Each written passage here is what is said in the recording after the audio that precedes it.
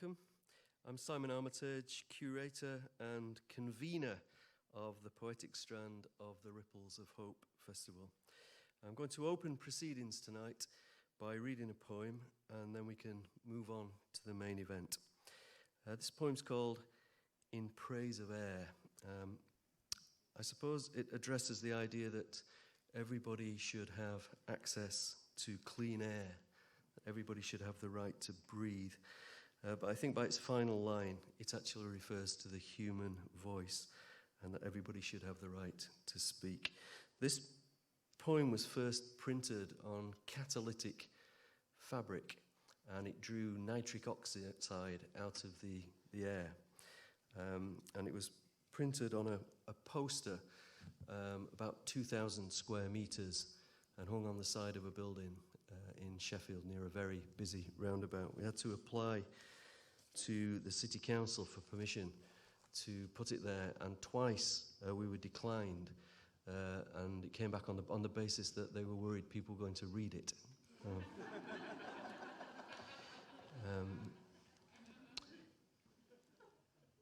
In praise of air. I write in praise of air. I was 6 or 5 when a conjurer opened my knotted fist, and I held in my palm the whole of the sky. I've carried it with me ever since. Let air be a major god, its being and touch, its breast milk always tilted to the lips. Both dragonfly and Boeing dangle in its see-through nothingness. Among the jumbled bric-a-brac, I keep a padlocked treasure chest of empty space. And on days when thoughts are fuddled with smog, or civilization crosses the street with a white handkerchief over its mouth, and cars blow kisses to our lips from theirs, I turn the key, throw back the lid, breathe deep. My first word, everyone's first word, was air. So, on with the show.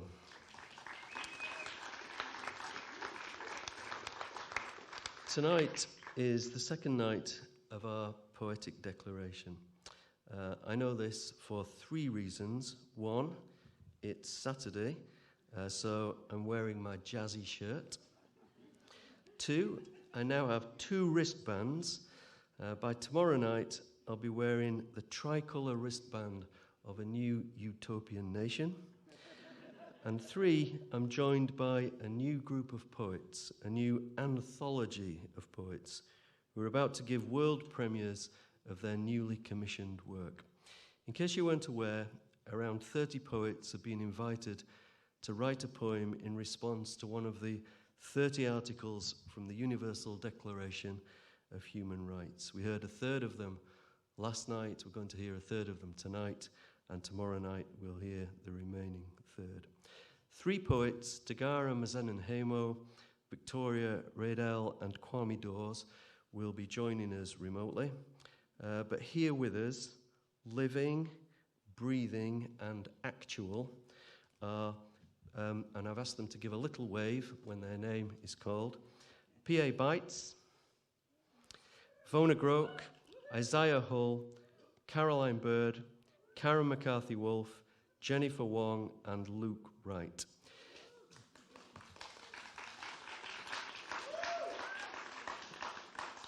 Sadly, Jackie Kay couldn't be with us in person tonight, but will be with us virtually to sign us out and send us home.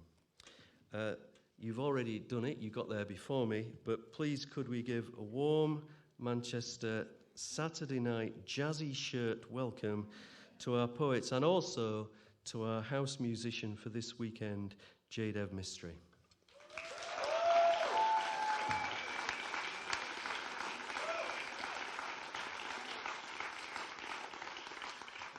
And to kick us off, please welcome to the microphone, P.A. Bitez.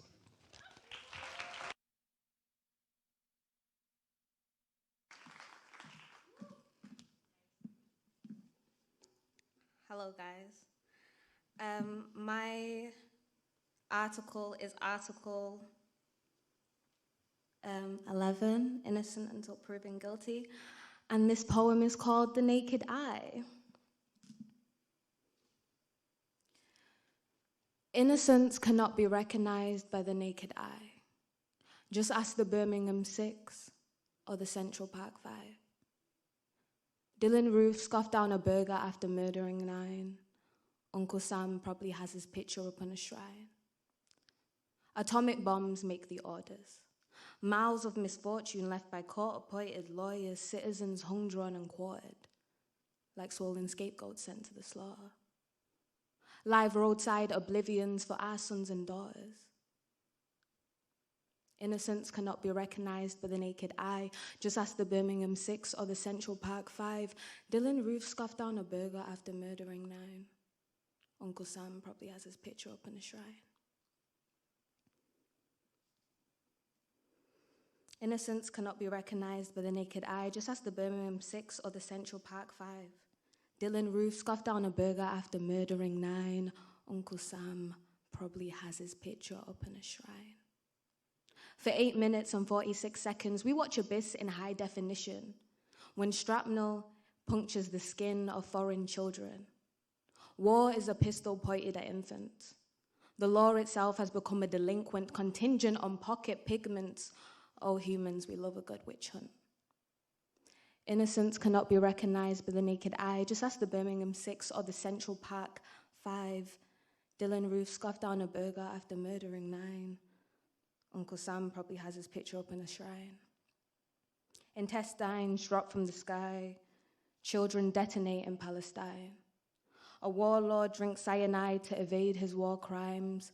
Barabbas makes headlines for dodging hard time. If Jesus was alive today, he'd be crucified.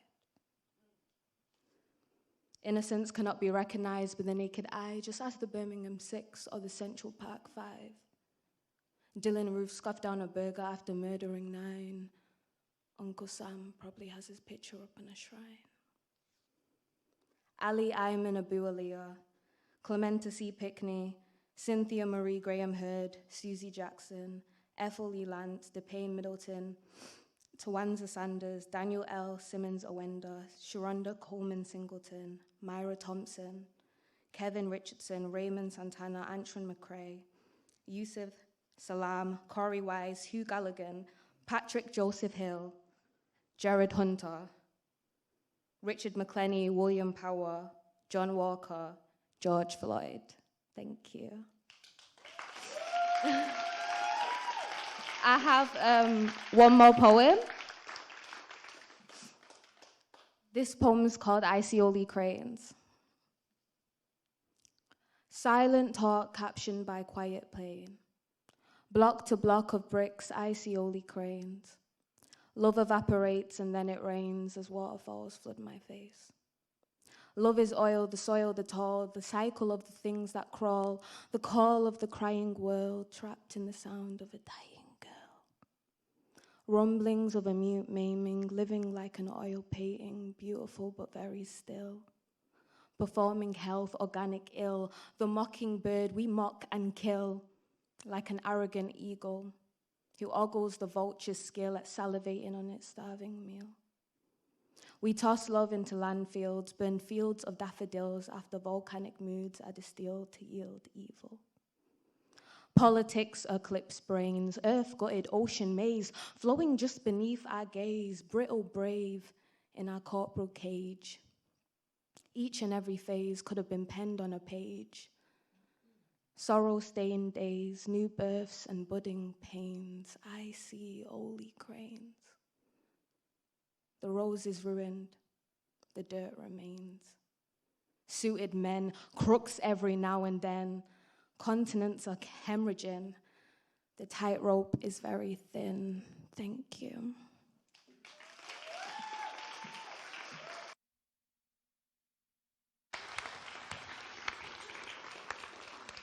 Thank you, PA Bites. On screen now we're going to be joined by Togara Muzanenhamo from the United States via Zimbabwe.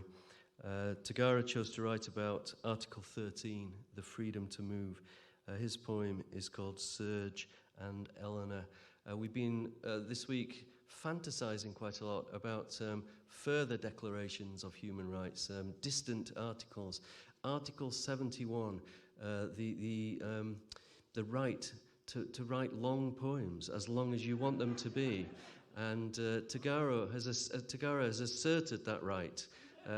So we're going to hear an extract from his poem, but there are looped videos of the full poems playing in another room somewhere in this building if you want to hear the full thing. So please welcome, virtually, Togara Muzanenhamo.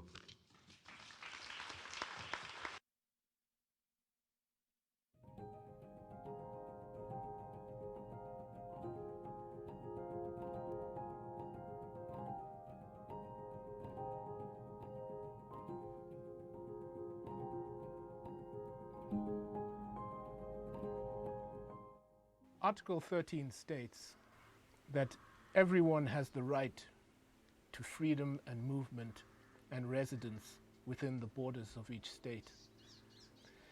It also states that everyone has the right to leave any country, including their own, and return to their own country.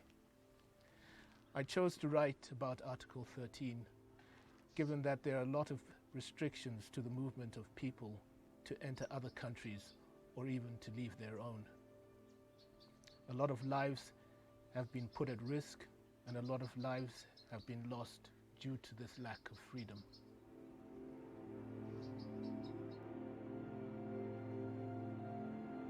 Serge and Eleanor. Misery is sometimes hidden in a postcard setting. In the background, the Eiffel Tower takes in the first rays of the sun. In the gardens of Trocadero, a handful of joggers start their day in short strides. Le Monde, 2021.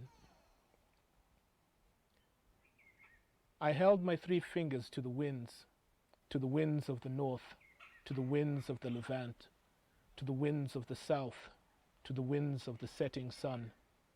And I raised my 3 fingers towards the moon, towards the full moon, the moon full and naked. Afterwards, I plunged my 3 fingers in the sand that had grown cold. Then Mother said, "Go into the world, go."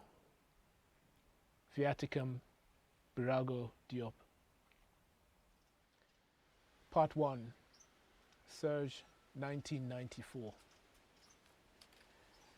Neither could have known what the place meant to the other. Neither could have guessed. The sun, still the same sun, rising and falling over Trocadero. September's air warm on the terrace packed with language. Serge sits on the steps, never really resting, watching young Parisians sail off makeshift wooden ramps on worn-out roller skates. Each skater's jump choreographed through a tunnel of screams. It's Saturday, the busiest day of the week. Police vans parked on streets. Tourists of all ages milling about in herds, trying to capture time in a city that art or literature or the promise of romance brought them to. Heads bowed, thumbs resetting reflex cameras, viewfinders squared up to the eye, leaf shutters collapsing behind glass, allowing light to fall back into a mechanical retina, staining reels of celluloid with a loved one's practiced smile. With the Iron Lady's latticed frame towering in the background, Serge continuously rises to his feet when tourists approach, then sits again when they leave, never having time to ease his back on the steps he occupies, because at any moment a whistle or shout will have him packing up and running. He watches the skaters ride the air and knows all this will subside when the tower's shadow shrinks and slowly dials northwest over the Seine as the afternoon sun darkens to the sweet color of a vintage Alsatian wine, the sun then vanishing into the ether of the evening sky. For some reason, this is when the fools come out, and always some dick in a group jostles eagerly for the spot where Hitler once stood, flanked by Albert Speer, architect of the Reichskanzler, and Arno Breker, the sculptor who had fallen in love with the City of Lights. And standing on that spot, some clasp their hands below their belts and stare over the crowds, their eyes fixed on the right wing of Chaillot. And staring aloft, some adjust their pose and take on the despot's cold intensity all too easily. And some stand proud, wearing the intimate seconds all too well. Fucking idiots, spoiling the view. That's all an elderly woman says, turning away to lean on another man's shoulder, the man holding her like a lover would.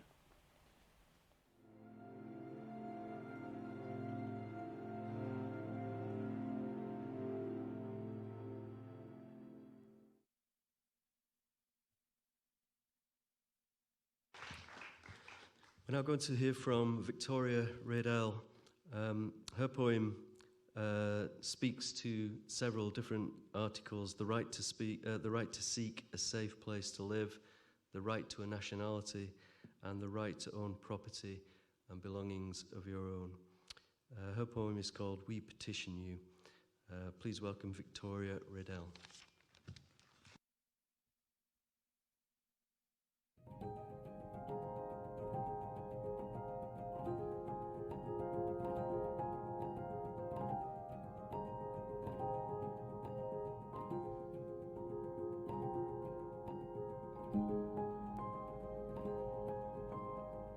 Hi, I'm Victoria Redel, and I'm so happy to join you in Manchester at the Ripples of Hope Festival.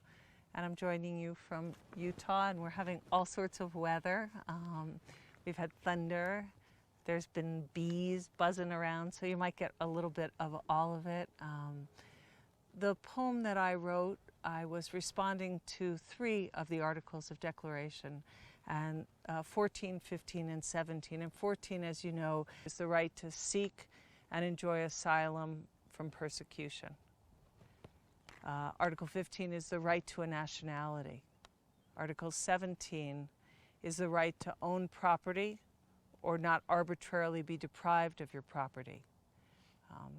If we put a little bit of this in current circumstances, we currently have something like 4.5 million to maybe 10 million people who are stateless in the world, and 1/3 of those are children. We Petition You, Sirs, the poem I wrote, started from and uses fragments from actual correspondence between 1947 and 1966, when both my father and my great uncle wrote letters to the Polish government and to the Foreign Claims Settlement Commission in the United States. In the first of the letters, in 47, my uncle, who escaped Spain after internment in 4 different French concentration camps, was trying to locate and learn the fate. Eventually, it was to learn they were exterminated, of his mother, his sister, his brother, and their offspring. Later letters are claims for property restitution and compensation for homes. One letter from the Polish ministry on August 3rd, 1965, some 20 years after the first letter my great uncle wrote, says, because of destroyed records, it's not possible to establish whether Abram Kranzenbaum was ever an owner. No acknowledgments of the deaths or of restitution was ever made. The poem is called We Petition You, Sirs, and it moves in fragments, so a lot of half sentences. On behalf of our brother who resided, it has come to our attention that what was once our home There was a forest. There was a house. Behind the forest, a clearing where our mother, on behalf of branches, on behalf of iron veined through the hillside, our brother who was rescinded. The creek ran heavy in, our brother removed. The keys were under where by the heirs of those below, please find directions. Where our brother was once, the exact address is. That said, our brother's whereabouts are unknown. Half the family was, kindly look under the floor. The address no longer available due to where the rock cleaves, the entrance to the dry creek by the raised forest, when the watch repair shop where our father, we understand new occupants are residing. On behalf of Moss, the third stair up, according to ordinance, where the board creaks. To all appearances, he was deported and killed by, according to damaged water. The papers were by the heirs of those who have suffered damages caused. That said, my brother owned a house. Under Title 11 of the War Claims Act, the undersigned of stateless nationality, born in, at present temporarily residing in, as war refugee, as climate refugee, as political refugee, hereby declare.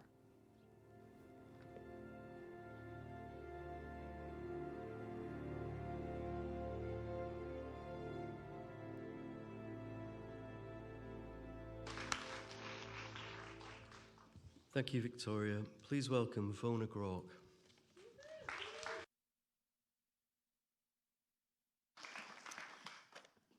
Hello. I have chosen Article 15, which, as you've just heard, concerns nationality. So it has two parts. I'll just give you those to begin with. Part 1, everyone has the right to a nationality. Part 2, no one shall be arbitrarily deprived of his nationality, nor denied the right to change his nationality. As an Irish woman who's been living here in England for the past, since 2007, my sense of nationality is a living concern. I wonder, am I more Irish when I'm in Ireland, or in Irish, or by some quirk of translation, am I more Irish here? Is my Irishness a matter of my passport, or is it something to do with my sense of how I am in the world? Am I an Irish poet? Does such a thing exist? My poem thinks about the slippage between the absolute facts of our nationality declared in our passports and our feeling about what national identity is and can mean in terms of life choices and habits and sensibility. It opens with a quote from George Eliot. The passport. Unless nationality is a feeling, what force can it have as an idea? George Eliot, Daniel Deronda. The Ulysses is all but empty this low afternoon. I'm crossing again an Irish sea, the same granite as the sky, only a thin line darker between them to pull from Holyhead to Dublin, the journey I thread twice a year. Homegoers, stragglers, lorry drivers, all of us cupped in the same 3 hours of Sky News and one-armed bandits in a cafe otherwise numb. Full Irish on all-day special, cheaper bought in pounds. I lay my head down on my bunched-up coat like any traveller, thinking in waves, in engine throbs, as the small hum of all I am, car keys, body, passport, phone, slips into the background hymn of all that I am not, which is where, eventually, I will have to account for myself, pinball my way, passport in hand, through the Shinna Will of the Shibboleth and the Inquisition of immigration, where a uniform behind plexiglass will hold the sight of me up to the fact of me and permit me pass or not, where a machine will calculate this much nation, this much age, this much fingerprint, how much I resemble myself, or where I'll be led off to the room by the man to checklist the gist of me, how I take my coffee, who I love, what I'd choose if I had to choose between a banjo concert and an ice bath, my favorite Beatles song. There he will set me to pronounce Cove, Donal and Chiva, 6th Mousel and Worcestershire, and make me to declare where I call home. And there we will sit in our various silence, while voices outside spill from door to door. O passport that has the measure of me, fact by truth, by certainty, remind me, who goes there? Thank you.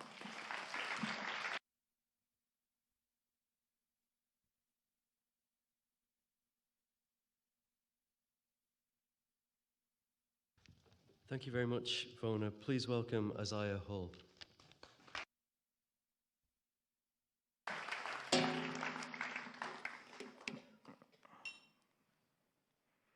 I'm reading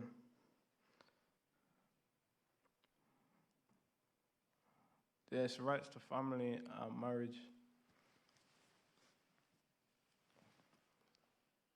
I was going to say something prior. I don't have my ring on. I usually have my ring on. Made me feel powerful. So mourn with me for 1 beat of a second that I don't have my ring. Thank you.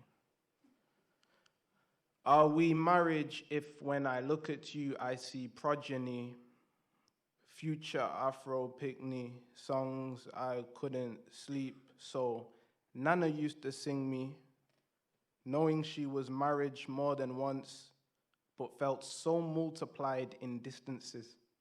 Not something I whispered with was matrimony arithmetic. I am not someone with accessories, but at 18, me, Jason, and Jafet became seasonal mall rats. We hunted for rings, I hungry for gold banged, no carat value. A strong wipe of AU across Maroon Bridge. I married myself divorce proof. Like stone for its calcium, bat wing for its alchemy, ginger for its healing properties. Are we marriage if when you wake me awake, you are all dream and no flesh? All I know is that a handshake is a car crash, is a marriage. A divorce is a cinema ticket, is a marriage. A bully is an earring, is a marriage.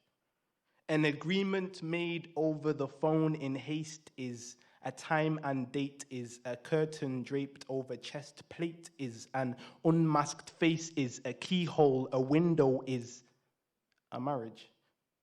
A recorded message is a cave, is a memoir removal, is a baby tooth, is a pillow, is a thief, is a marriage. A pig is 999 is in the middle of the night. Is someone coming to help? Is the thinning of ice? Is debt? Is a graveyard? Is fossil fuel? Is a petrol station? Is white people? Is a marriage. Nimbus is castrata, is alto sax on spinning wax, is a bomb scare, is a marriage. A water fountain, a fire alarm, marriage. A spiraling pilot is a parachute, is a missing person, is a marriage. A reversal of good fortune is a circle on your awful, is a burden on all authored, is a marriage. Wolf is a marriage. Internet is winter is viral is a marriage. North is north is pineal is lightheaded is hair bounced floor is upside down is a marriage. Red light is a marriage. Diet is a marriage. Laughter is a marriage. Smoking is a marriage. Quitting is a marriage. Hiding is a marriage. Naked is a marriage. Crip is a marriage. Porn is a marriage. Family is a marriage. Mother is a marriage. Father is narcissistic, is North African Buddha bowl, is on your own, is a marriage. Manchester is glass ceiling, is that healing, is a marriage. I will stop you breathing for my sister is a marriage. Enemy is whether we do or do not agree on what telescopy is a marriage. Your ears in here, your eyes on me is and isn't a marriage. Are we or are we not? You know the rest. Love.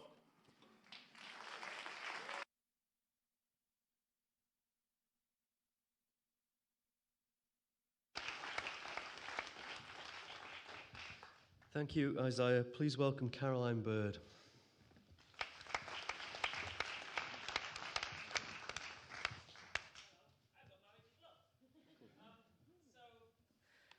I got a few edits on this article.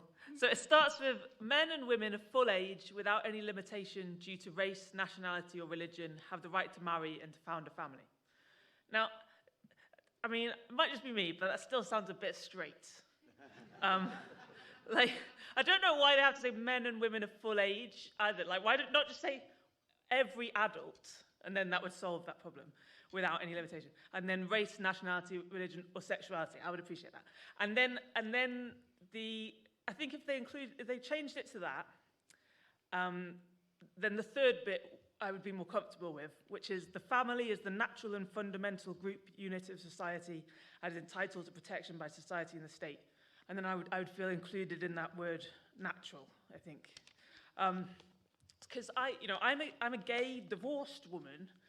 I have a 2-year-old son who lives half the week with my ex and half the week with me and my new partner, who I'm getting married to for the second time, last time, next year. But I remember when I got divorced, I was, which is like 7 years ago now or something, I was so ashamed because, I know divorce makes you feel ashamed anyway, but I felt like I had let down gay marriage itself, and I kind of cut myself off from so many of my family members, not because they wanted me to, but because I was so ashamed, and I felt like, they'd all come to this gay wedding, and I hadn't given them the postcard ending, and it's taken me a long time to realize that the right to gay marriage, the right to marriage, is the right to mess up, is the right to get divorced, is the right to get married again, is the right to see your child 3 days a week and have a complicated, messy life like everyone else, and that's what it means. It's not just proving that you can love. You shouldn't have to prove that. So this is a poem, well, it's kind of about that, but it's mainly about trying to sustain your sex life whilst you're surrounded by Lego. It's called The Mood. I'm in the mood, she says. And there it is, opal-flamed and fierce around her head. And then the phone rings, and it wobbles like a tin ashtray, casting sparks over the rug. It's Mom, it's fine. But a starry tuft sheds and fidgets sideways to braid the banister. She steps on a Lego, whelps. Fluorescent handprints up the stairway as she leaves me to blow out the candles, wax still stinging in their sockets, one groan from the baby monitor, softly, softly. I swipe the air and a thin layer glitters my finger. The laundry basket squirms with fireballs like night vision puppies, and I find her charged particles dotting the sink like lost teeth, glowing clumps in the plug hole. Already she's been bled, the house eating her mood without wiping its bricky mouth, hot crumbs everywhere. I navigate tiny pyres on a landing, cindered in pepper pot piles, each stain and flung sock shining now, like blood remembered under UV, a runway blinking me to bed, just where we left it, dark as a whale in rumpled water.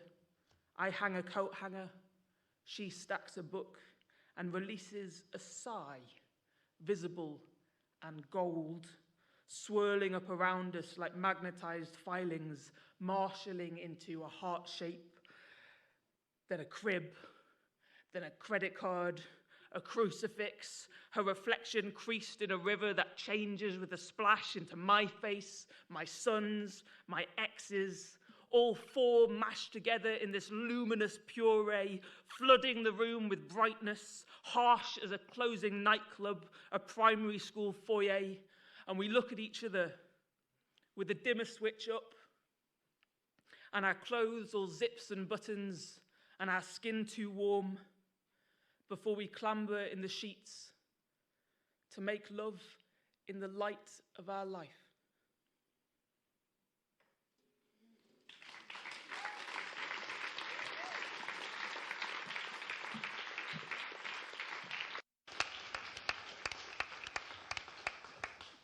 Thanks, Caroline. Please welcome Karen McCarthy Woolf.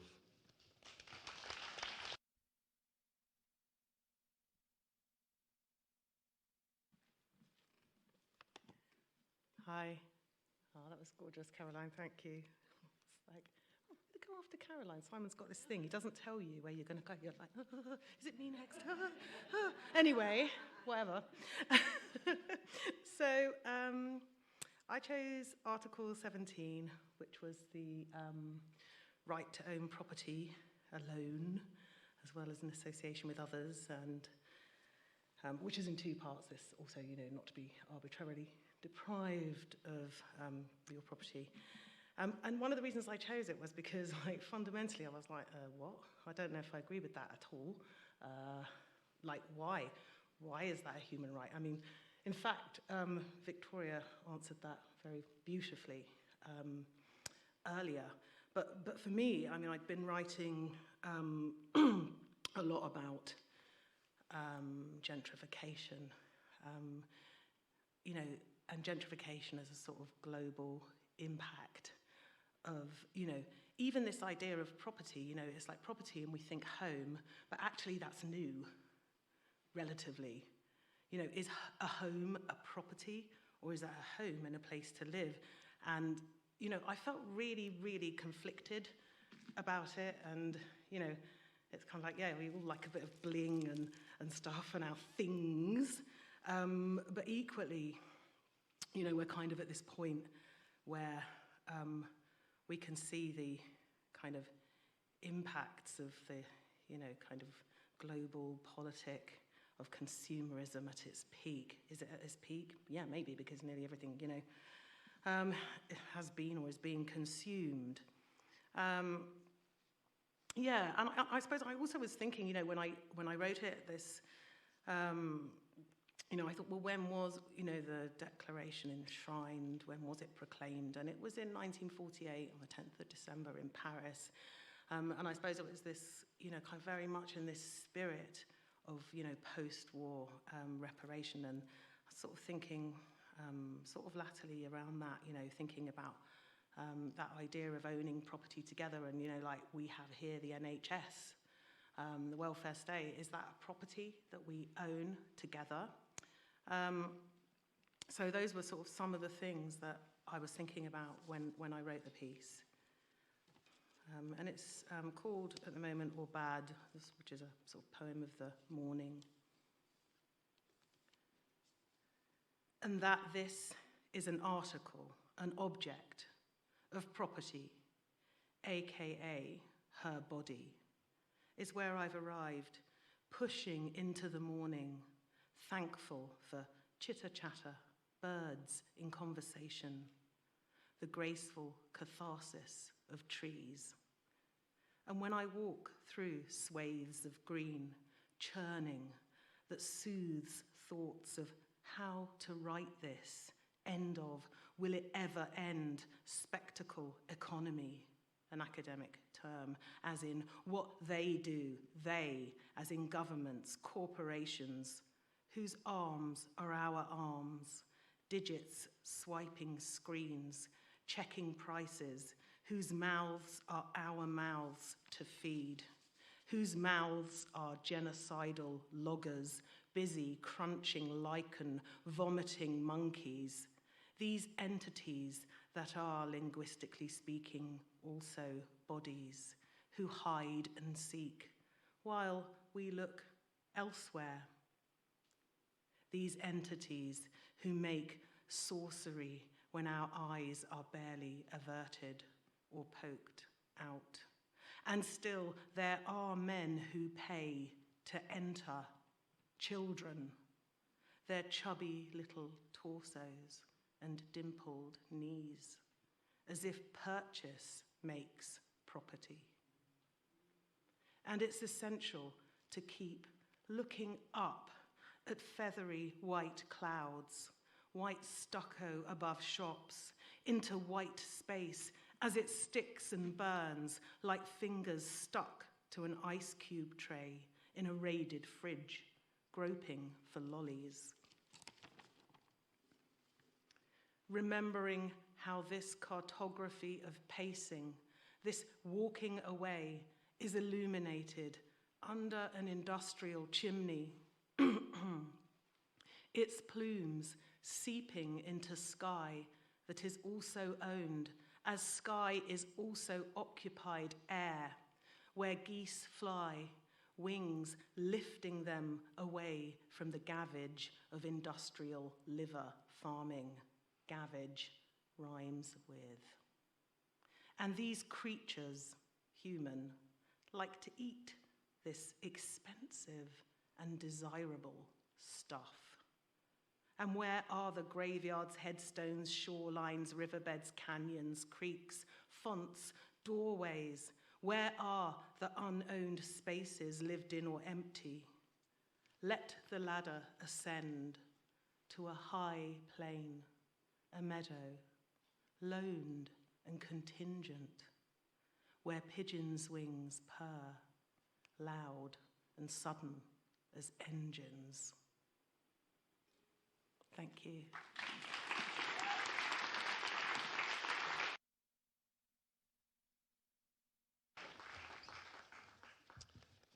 Thank you, Karen. We're now going to hear from Kwame Dawes. Kwame will describe for himself the article he's written about and introduce his poem, so I won't steal his thunder, but please welcome Kwame Dawes.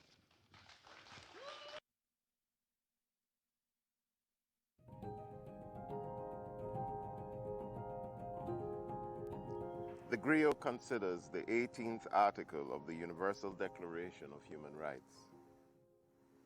A man, I think it's a man, sits down with wood. I think he's holding wood. He carves. He is making a world, he says, as his fingers cut citizens, trees, and things which he perceives to be a world. But someone says that it is only a poem. He laughs. I think he's laughing. Lucille Clifton, My Dream About Poem. 1. After the vow and the ritual letting of blood, mostly after the incision, the priestess begins her labors, travels across Europe, not the tourist route, not the Riviera and boulevards, but where is secreted the stash of the colonial enterprise, the imperialist endeavors, those C.L.R. James calls the civilizations of moral turpitude.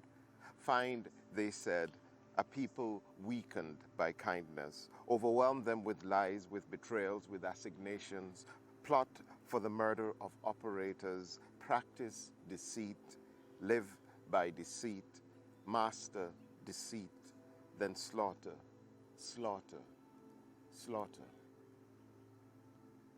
2. Everyone has the right to freedom of thought. conscience, and religion. This right includes freedom to change his religion or belief and freedom. In these capitals, with their columns of austere authority, where the prayers of a people have been stolen and brought to these catacombs of power, this is where she goes, having made her charts of necromancy and larceny. And in each city, she stands before the spirits of the living and the dead, held in a painful freeze in these bloodless tombs, and she draws as one sucking up all meaning from what she sees, collecting the stolen wisdom, the dark beauty of steel and stone, of wood and rock. She sketches each piece with care, recollecting, she says, her stolen civilizations. 3. A fragment from the field notes of the traveler poet. If you tell me that I cannot breathe the spirit of my dead, and my almost dead and my living dead moving across the landscape of memory, if you tell me I cannot fall into the spirits who gather and then enter me, if you tell me that this song that says, breathe, and says I can't stop and gather us at the crossroads, turn to the sky and say, lead us to the cotton tree and there show us the navel string root.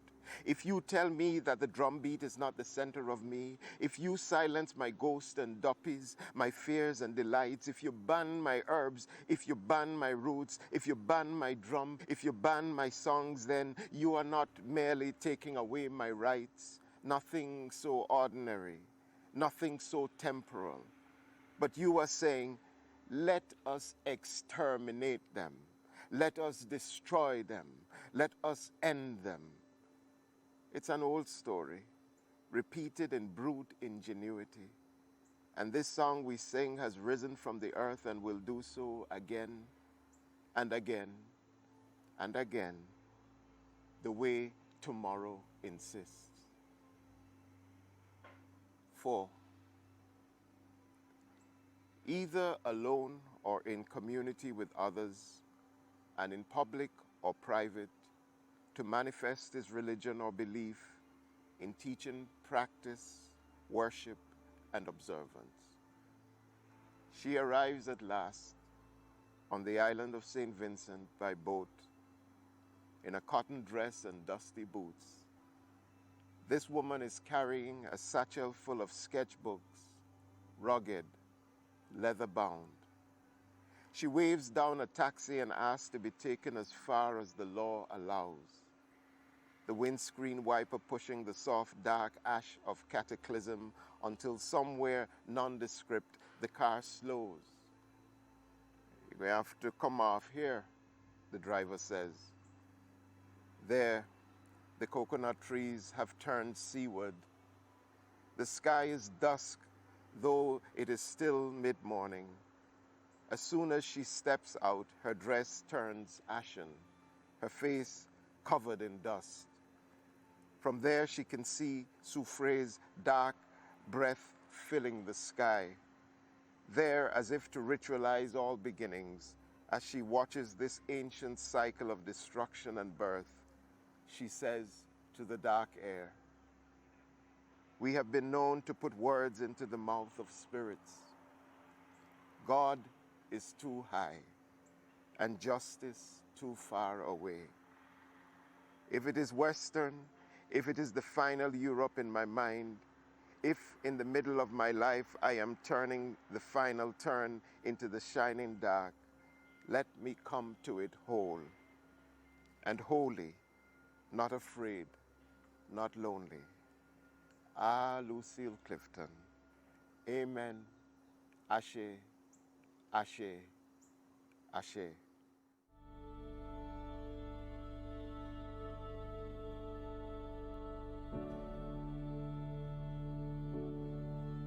My name is Kwame Dawes. I'm a poet. I live in Lincoln, Nebraska. This is what you see around you. I teach at the University of Nebraska. I was born in Ghana and grew up in Jamaica, and I've lived in the States for many years. I see myself as an African in diaspora, an African who is living in the world and understanding the rich and powerful legacy of that diaspora. So the 18th article of the Declaration of Human Rights reads, "Everyone has the right to freedom of thought, conscience, and religion. This right includes freedom to change his religion or belief and freedom." It goes on to say, "Either alone or in community with others and in public or private, to manifest his religion or belief in teaching, practice, worship, and observance." And this becomes the framework for a poem that intentionally focuses on the voices of women. Lucille Clifton, who I quote in the poem, and then this imagined woman, this artist, who returns to the Caribbean in the face of a volcano that is destroying her island. And yet her prayer and her ability to pray, to think about her understanding of self, to think about the rituals that have carried through in her journey and her ancestral journey from Africa into the New World, has been interrupted consistently by laws and by rigid practices that existed during slavery and colonialism that suppressed the capacity to believe, the capacity to pray, the capacity to worship, the capacity to commune with others.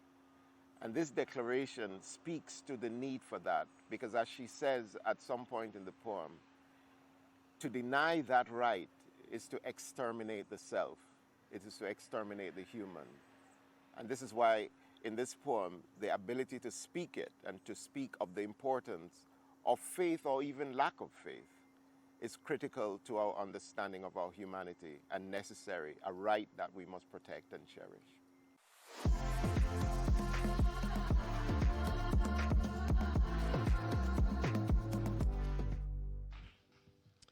Thank you, Kwame. Please welcome Jennifer Wong.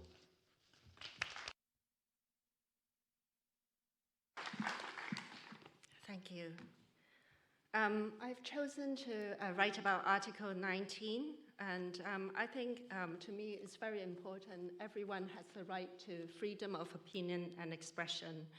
And I continue to think that although we seem to take this right for granted, we speak freely to our teachers and to each other, to friends and families. This is still a luxury in many other places, and this is this is also a luxury to many people. I think my poem was inspired by this article and also inspired by my visit back home in 2019 when I was back for a literary festival and before the pandemic, which was the last time, the time that I remember lots of things happened in my home city.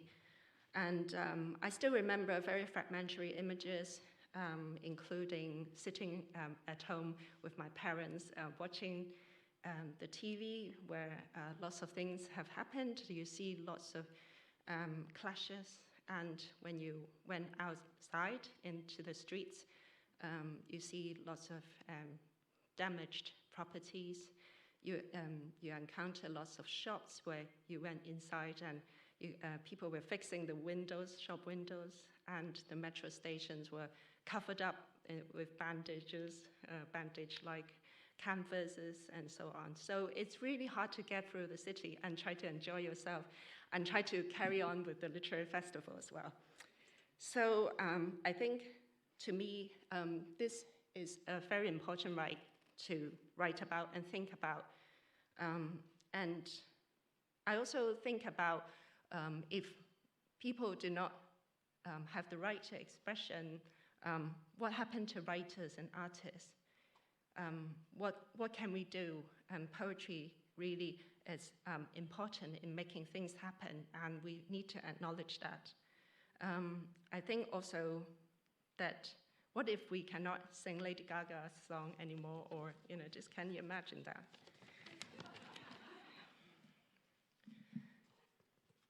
Between our voice and our silence, it's a summer we believe in. Phone lights flashing along the Lion's Rock before we wake up in a shrouded city where your tongue tastes of metal and you struggle to erase the scenes of clashes between your own people. You can't talk about it but they are locked in your head. The graffiti messages, the tributes to the dead, a campus under siege, and stricken faces live-streamed on TV. Nothing you learn at school has prepared you for this moment when the city crumbles and you no longer know how to teach your children the meaning of sirens, of breaks, of barriers, of scarred streets and metro stations, broken windows, broken bodies, and trust broken so easily and completely. In the unforgiving weather, a sea of black heads fill the concrete, pleading because they must. A song is not a threat. A candle is not a threat. A word is not a threat. When a country demands from you what you cannot give, and when they ask you about the color of your heart, is it the loyal shade of a chameleon or the color of sand? When you begin to ask yourself again, what can you bear to write about in the cups of the moment? Because you think. And we arrive at this new monsoon season of silence, and the rain cleanses almost everything. The cars, the houses, the parks, the books, and wars, one war after another, except for my heart of stone and sand, and a song I can't sing. Thank you.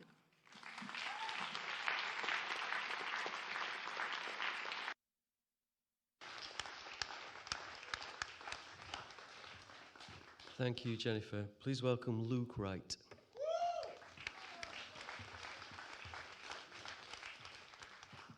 Hello. I can't, it's a bit short for me because I'm a freak. Have I not the right to improve my working conditions? So there is Article 20, which I've carried in my heart and my brain for these last 6 months. And it's part B that I'm really responding to. No one may be compelled to belong to an association. And I'm going to do two poems, this poem and the poem that kind of grew out of it that I wrote afterwards. Everyone has the right to the freedom of peaceful assembly and association, but no one may be compelled to belong to an association. And as I wander dazed across tram lines and picket lines, deafened by a stadium roar, baffled by foam fingers, it occurs to me that this is a right I have never needed more. Now, when every fact gets dressed up in team colours, every joke patted down for dog whistles at the turnstiles, then ushered to a seat. Now, when the bird song gets collected and retuned into op-eds, and conscience is a Twitter poll you can't scroll past, choose one of the above, A or B. Give me the strength to refuse to lift a pixel in your latest war. I give up the perks and membership. Keep your 10%.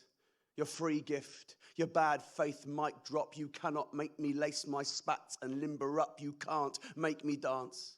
I'll sit here with my back against the ballroom wall and watch the cops of feet beneath the DJ booth. Let them petition for a different beat. I'll stick to mine. Mine the right to keep my dance card blank. To change my mind. To let you down. To say none of the above.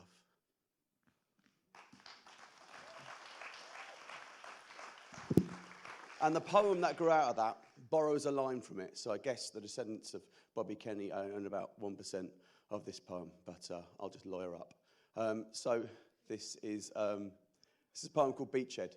And it's about the culture war, this got me thinking about the culture war, and the fact that Boris Johnson pays two people to sit him down his street and try and divide me and my dad over Sunday lunch with every single news article that gets put out there, and essentially ruins my mum's Sundays. And for that, I will never forgive him. And I address this to my fellow millennials, but it's for all of us. Millennials, gather round and let my Insta insights clock your age and social grade. Form yourselves into a mob. The churning brick dust sea behind you, grey clouds swelling overhead, and watch me clamber on this pillbox. Its innards slick with litter, its purpose long forgotten. Hear me preach, click, click along to the sorrowful sermon I wept into my MacBook as Boris Alas nearby in a minimised window. We didn't see it coming, did we? That we'd be bitching over pronouns whilst the structures of the state were duct tape, cable tied and bundled in the boot. But don't pin it all on us.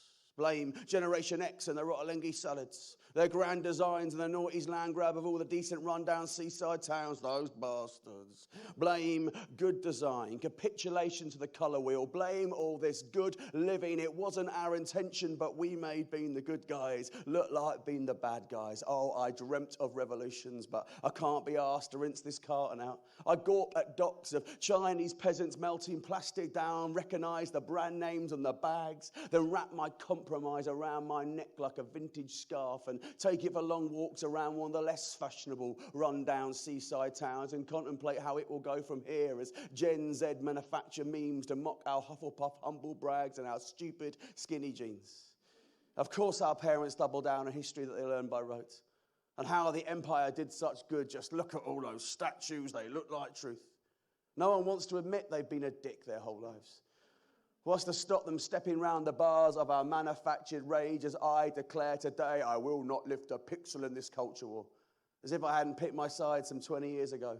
Took a short-haul flight to Damascus to avoid the road, offset the carbon. Picture me, gazing from the 80s, snug within the poetry of papers on the breakfast bar, an etch-a-sketcher, run below's Michael Palin patronising Arabs on a dhow. Look, look, I saw the wall come down from a living room in Essex. Here it comes, saw the millennium rumble towards me in a mist of dry ice and laser light, and I thought that it was mine, marching up embankment with my Blair mask on, falling out of bars and Hoxton Square. I took the rule book and I drew a cock and balls on it, but I never dared to rip it up, and now I shake the etch-a-sketch until my wrists ache as a 22-year-old who really doesn't actually secretly think that skinny equals cool stares me down from an app I don't fully understand with a simplicity I didn't realise was permitted and asks me straight out, why didn't you do something about all of this? Well, over at the corner table, the boomers puff on their Captain Tom ceramic bongs and so, see, it's complicated, isn't it? Oh, I want to stop and gaze at waves, but all I see are dusty fighting pits, rings of baying punters waving wads and notes, the sinewed muscles of the fighters, the pistons of their shoulder blades, oh, the crack of bone, the smell of blood.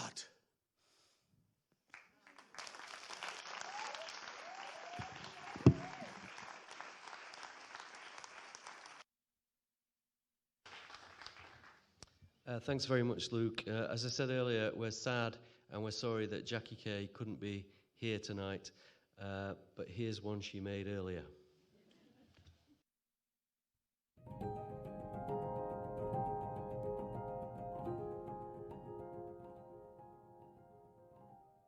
This poem is called In My Country. I wrote it a number of years ago after always being stopped in my country, asking me, by people who were asking me where I'm from all the time.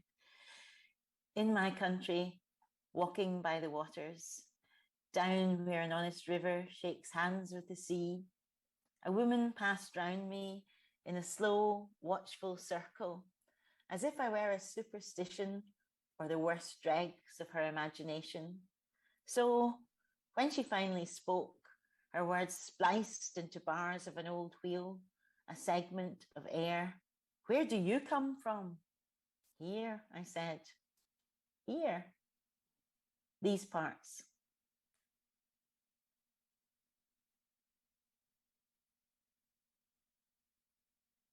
This poem's called Surveillance. It's a children's poem. It's in a children's book, but I think it works for adults as well. Surveillance. Maybe you are watching me, but then maybe I am not who I say I am. And when I leave my house and shut the door and head for the station, I know my minutes are being taken, frame by frame, shot by shot. You have the technology to see me 24/7 and yet not see me at all. Looking backwards, I am all blurred, uncertain of the future. The past is a hazy moment captured. Play me back slowly and tell me who I'm supposed to be.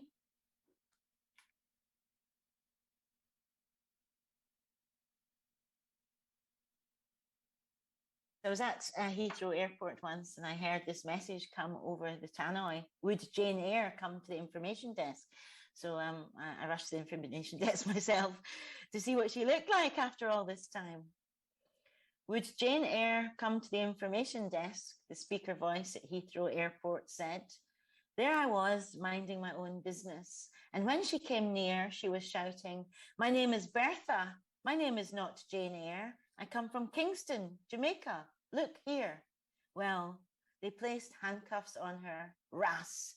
She shook her black hair and stamped her feet in anger. "I have as much soul as you," she was shouting to the immigration officer, "and full as much heart. My name is Bertha." And the man was waving a form in front of her face, saying, sign here, Jane Eyre. Stop shouting, dear, or you'll end up in holding." And Bertha was dignity, quality. Know what I'm saying? "I am no bird and no net ensnares me. I am a free human being with an independent will," she say in a voice come down from century. For a minute, I thought I was dreaming. But wait, just as suddenly as she appear, she disappear, pulled across the floor, kicking, screaming, and a long queue instantly forming, like a giant question across Terminal 4, and people saying the same thing, appalling the way they treat that woman. Poor thing. Who was she? Who was Jane Eyre? Who was Bertha? And the information people saying over and over, we are not at liberty to say anything. We are not at liberty. Know what I'm saying? And it's me they're accusing of paranoia? Ting ting.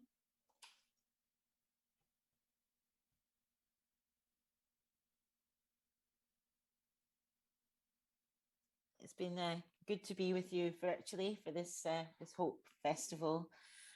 Gosh, we all need hope in our lives. I think it's probably the thing, the one fuel that allows us to continue hope. And something that recently gave me a lot of hope was the Black Lives Matter protests.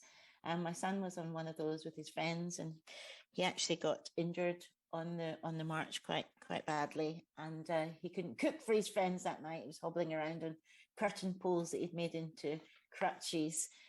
So I wrote this poem for him and his friends, as well as sending them a kind of big takeaway for them to have instead of his meal. So this is called A Banquet for the Boys, for MK, Andy, Faisy, B-Man, and Bailout. When your foot was stood on and you couldn't stand and you couldn't cook for Faisy or B-Man, I ordered you a feast to lend a helping hand. For your benevolence, some baba ganoush, and for your fidelity, your empathy, fatouche. For your brotherly ways, some mukhadara, set albiet. For Black Lives Matter, some barnia belzet. Tabouleh, since you're all trans-affirming bros. Halloumi, to hail the hail around your afro. Zucchini, since you're so queer-affirming. Makdous, mutabel, for loving diversity. And the mandem, restorative justice in a vegan lover's platter. For love, for the love of protest, pickles, bread. For keeping your head, boys. For knowing what matters. Hope it all goes well. Here's to hope.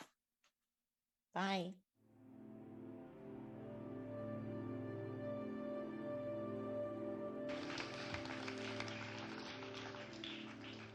Thank you, Jackie. I want to say thank you to you all for coming along tonight. When we started talking about this project, maybe a couple of years ago now, I think there was an idea around that it would be very streamlined and neat, and that there were 30 articles. We would get 30 poets. They would write about one each, and that would be the package. And my feeling then was, I don't know. Poets are an unbiddable lot. if you ask a poet to write about Article 7, they're going to write about Article 16 and half of Article 20. That's just the way it works. And if you ask a poet to write about an article defending the right to marriage, they're going to write a poem about Lego. But if you listen to that poem, and if you read that poem, you will find something about that article in it. In fact, you'll find an answer, and you will also find within it a question. I think that's what our poets have been doing this week, restating questions that still need answering. So can you give a big round of applause, please, for our on-stage poets tonight? Luke Wright, Karen McCarthy Woolf, P.A. Bitez, Caroline Bird, Vona Groake, Jenny Wong, and Isaiah Hull. And a round of applause again, please, for our weekend in-house musician, Jadev Mistry, who's going to play us out.